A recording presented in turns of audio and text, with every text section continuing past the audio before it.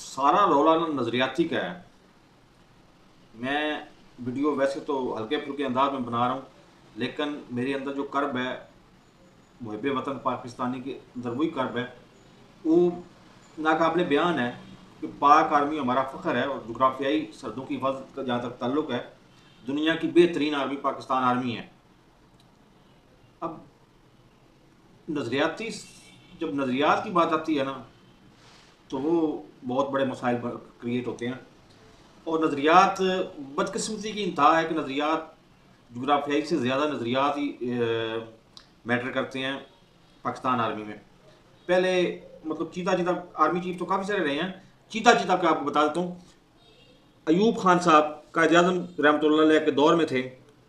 और वो अब्दुल रब निश्तर के इनको इसके उनको हवाले उनके सरदार अब्दुल रब निश्तर के हवाले जनरल सॉरी मेजर अयूब को कर दिया गया। मेजर अयूब उस वक्त मेजर था, तो कुछ साल भर बाद उससे ड्यूटी उसके साथ करने माजरीन का कोई उनकी लिस्टें बनानी थी, वो इस तरह का था।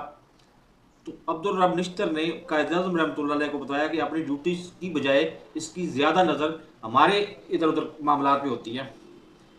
इस पे आज भी वो फाइलें, खुफिया फाइलें आज भी कैबिनेट डिवीजन में मौजूद होंगी कि कायद-ए-आज़म रहमतुल्लाह अलैह ने फरमाया कि 1 साल तक इसको किसी दूर दराज एरिया में ट्रांसफ़र कर दो और इसको बैज लगाने की और वर्दी पहनने की इजाज़त नहीं होगी। अब वर्दी पहनने की इजाज़त नहीं होगी और बैज लगाने की इजाज़त नहीं होगी। तो वो भी नज़रियाती के चक्कर में उन्होंने ये बाद में फिर वो मतलब वो कमांडर इन चीफ बन गए और 9 साढ़े 9 साल अल्हम्दुलिल्लाह उन्हें हमारे ऊपर हुकूमत फरमाई।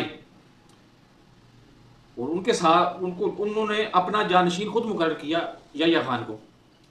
याह्या खान मुअज़्ज़ज़ल्लाहु माली आप जानते ही हैं, उन्होंने आधे पाकिस्तान की कुर्बानी दे के पाकिस्तान को बचा लिया। अब आधा पाकिस्तान जो असल पाकिस्तान था वो तो अलग हो गया, बाकी बचा खुचा पाकिस्तान हम लेके चल रहे हैं।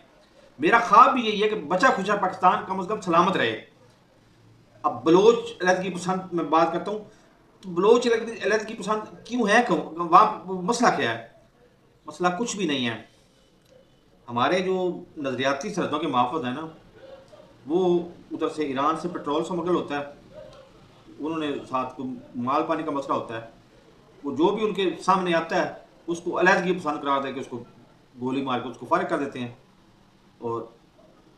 और आज मैं बातों को शॉर्ट करता जा रहा हूँ क्योंकि मुझे ये दुख हो रहा है, तकलीफ हो रही है कि मेरी आर्मी जो मेरी बहुत ज़्यादा इज्जत थी, और मैं अल्हम्दुलिल्लाह आर्मी की इज्जत को एंजॉय भी किया है। मैं एक छोटी सी कंपनी में सेल्समैन था, वहाँ पे डायरेक्ट जाया करता था। आज तसव्वुर नहीं कर सकता वहाँ पे कोई सिविलियन बंदा उधर उसकी तरफ मुंह करने की जरूरत नहीं कर सकता। कलाला स्कीम सामने, जहाँ पे पुरानी रावलपिंडी टेलीविज़न की बिल्डिंग थी, पुरानी रावलपिंडी टेलीविज़न की बिल्डिंग थी, उस बिल्डिंग में एक राइजिंग सन वेलफेयर शॉप थी।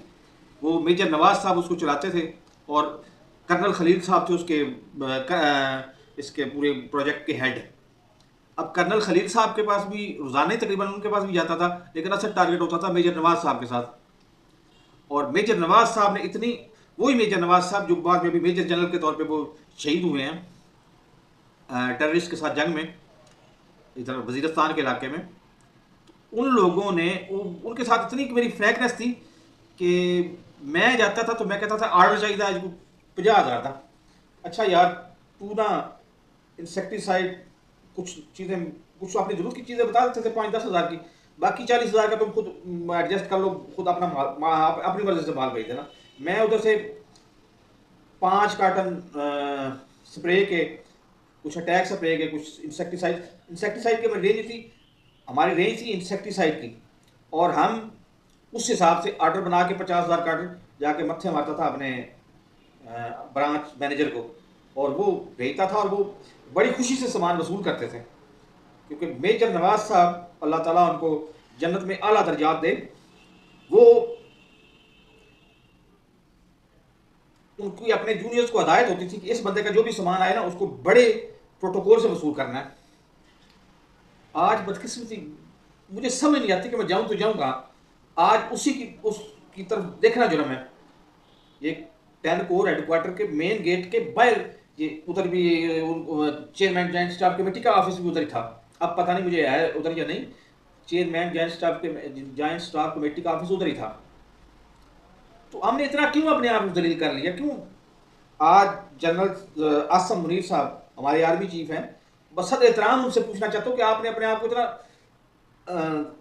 क्यों अपने आप को इतना वो कर लिया है कि हर बंदा, मतलब टके टके के जर्नलिस्ट हैं, वो आर्मी के खिलाफ बात कर रहे हैं, करते जा रहे हैं। मौका ही आपने क्यों दिया? माजरत के साथ आप भी नजरियाती सरहदों की हिफाजत पर ज़्यादा तवज्जो दे रहे हैं और जोग्राफियाई सरहदों की आपको पता ही नहीं है।